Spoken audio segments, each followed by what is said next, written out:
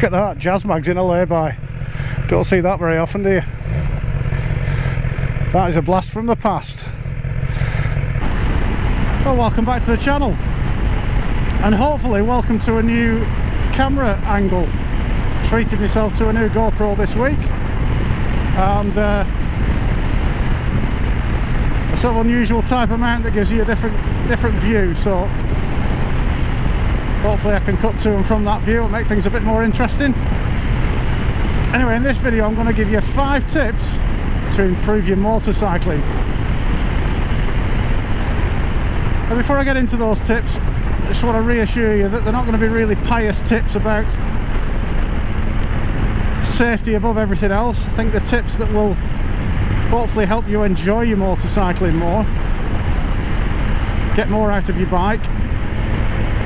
But I'll try and keep them nice and brief, straightforward. And I think it's important that there is at least one safety related tip in there, and I'm going to start with that one, and it's a pretty overarching, it's a strategy more than a tip really. So the first tip I'm going to give you is always remember how vulnerable you are on the bike. There's loads and loads of ways to remind yourself that you're vulnerable. You know, everybody has a near miss every now and again and thinks, oh, well, that could have been nasty. I was a police traffic officer for quite a few years, and I've seen, you know, the other side of motorcyclists getting it wrong, including quite a few who paid the ultimate price, and it was me that went and knocked on the door and gave that message to the family and their loved ones that they're not coming home again. So it is always worth just remembering every time you put the leg over the bike. The tactic I use is this: I put my leg over the bike, ready to go out on a ride, and I just literally close my eyes for about 2 or 3 seconds and say to myself, not today, it's not my turn today. And that level of vulnerability then is sort of more apparent to you. You remember it. You know, what will be a normal sort of minor bump in a car that might cause you a little bit of annoyance could easily kill you on the bike, no problem at all. You're not restrained on this thing anyway. It hasn't got impact zones and airbags, seat belts and pre-tensioners. It hasn't got any of those passive safety measures that they fit in cars these days. If you have a bump on a bike, you're coming off, and when you come off you hit that down there and it's hard and it hurts.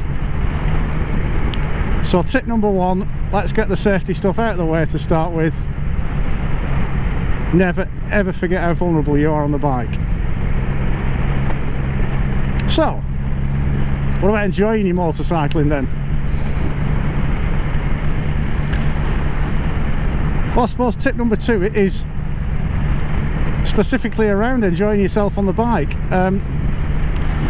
Years and years ago, up until probably, I don't know, mid to late 1980s, motorcycling was quite a bit more commonplace really as an everyday mode of transport. A lot of working men and women couldn't afford to run a car, so they would run a motorbike, and they'd use it in all weather to get to and from work, and that was really, you know, an essential mode of transport. These days it's not quite the same.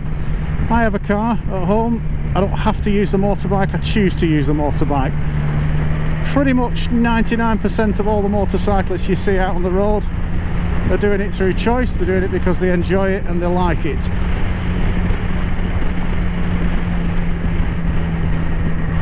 So never take your eye off that. You know, I ride in all weathers and I commute on the bike, but I do it through choice. A lot of people choose to just come out when the weather's nice, and I'm not going to criticise anybody for that.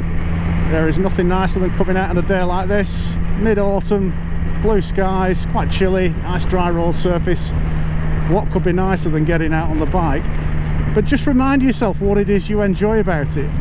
A lot of motorcyclists, especially the ones who only tend to ride when the weather's nice and come out on a weekend for a couple of hours, they seem to want to get maximum attack and maximum performance out of the bike because they're only on it for a fairly short time. And you know, that's where your risks increase exponentially. You start to ask yourself if it's actually worth it. So remember, what are the things we like about being? Well, I like being up here, like being out in the open air. I really like the mechanical feel that I get from the bike, and that real connection you've got with the machine. It's like an extension of you. I've always liked that feel in sports cars, where you get a very direct steering feel. On the bike, it's that times 10. Plus you're physically involved in moving the thing along the road. You're not just operating the controls, you're moving your body weight, and you know, that's really enjoyable. I like the acceleration. Nothing accelerates like a bike. Very, very few cars these days will accelerate a good quick bike. So I like the acceleration, and I like the feeling of sort of riding it through a series of corners, leaning the bike over, switching from one direction to another.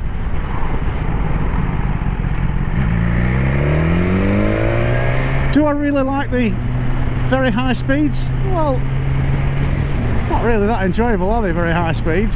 It's just a lot of wind noise tucked in behind the windscreen. Yeah, I like accelerating up to higher speeds, but nothing ridiculous. It's the acceleration rather than the speed that you achieve that's enjoyable on a bike, and that ability to just overtake it, put speed on very, very quickly, but not ridiculous. If I have an accident on this bike now at 3-figure speeds, that's the end. They're picking me up in a bucket, sponging the remains off the road. So just remember what it is that you enjoy about motorcycling. Go out and try and achieve that. You don't have to go balls out every time you get on the bike. That's my second tip. The third tip is one I advise drivers as well, and that is have an open mind and a willingness to continue learning. I don't care how long you've been riding a motorbike for, or how long you've been driving a car for, how many courses you've done or qualifications you've got or anything. There is always more to learn. A recognition that you're never the perfect rider, and an open mind to new skills and new abilities, that there's always something more to learn. I did a car video while I was away in Scotland recently about left foot braking. All my life I've dismissed left foot braking as unnecessary, and I've completely changed my view about that after learning to do it properly.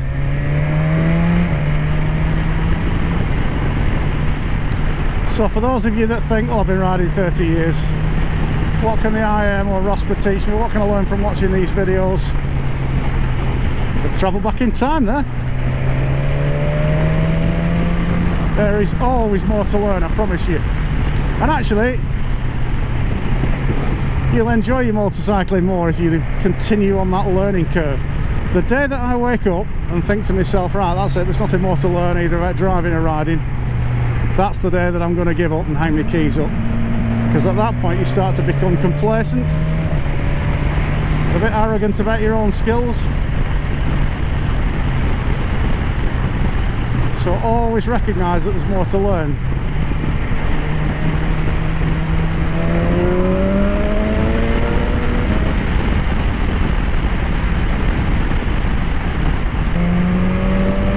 And the fourth tip is to work on your observations. So as a motorcyclist, I mentioned before that we're very vulnerable on the bike. Well, a lot of people tend to expect everybody else to look out for them. You see these bikes, think once, think twice, think bike. Yes, it'd be very nice if everybody looked out for you, and I really do want you to look out for me on the bike, please. But I am also taking responsibility for my own riding.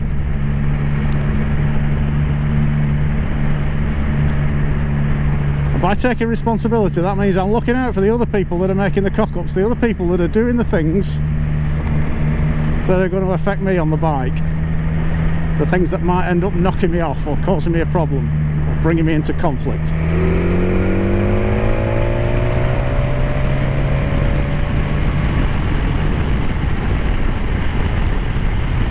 So how do we improve? Well, I've done a video on observations and planning. Go and have a look at that. I'll put a link in the description below. really what I want you to do is recognise that we're not just looking in front at that motorcyclist, I'm looking through the bend there. Looking all the way through the bend, towards through those farms, trying to get an extended view, trying to look for something that might affect,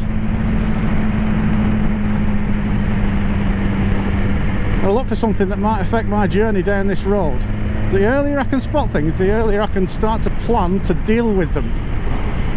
Remember, this kind of riding is about eliminating that element of surprise, eliminating the things that catch you by surprise.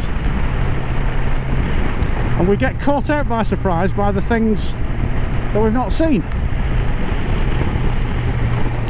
So I am constantly looking as far down the road as I possibly can, without ignoring the stuff in the middle distance and the near distance, but I start my observations in the far distance, work my way back. Long forward observations help you with your planning, and it is planning above everything else that separates the good drivers and riders from everybody else. So long observations, that's tip number 4.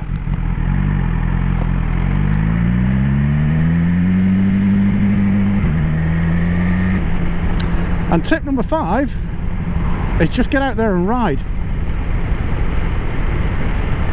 Okay, there's a lot of people. I was speaking to a salesman at BMW the other week who couldn't believe I'd done nearly 30,000 miles in a couple of years on this bike, and to me 30,000 miles in 2 years is pretty much nothing really. That's just me using the bike when I want to. But he was showing me some bikes that were being traded in, a couple of years old, with 1,500 miles on it, 2,000 miles on them.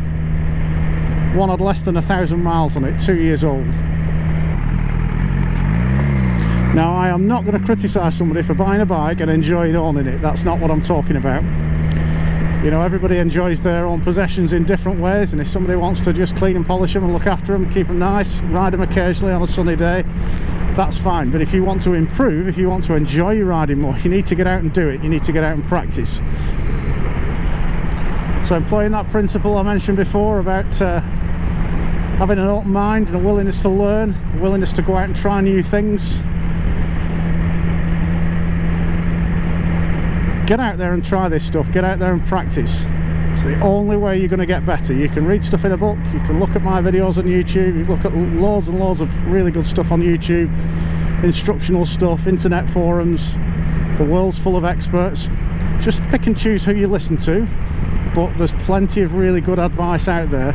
But the only way that you can really improve is to get out there and practice it. So there you go, there's my 5 tips to improve your motorcycling, hopefully to enjoy your motorcycling as well. You know, there isn't a lot nicer than coming out for a ride on a day like this. But I want to do it confidently, and I want to enjoy it. And I want to get on for my tea. Why would I want to miss Mrs. Local? I'd much rather be going on for my tea with Mrs. Local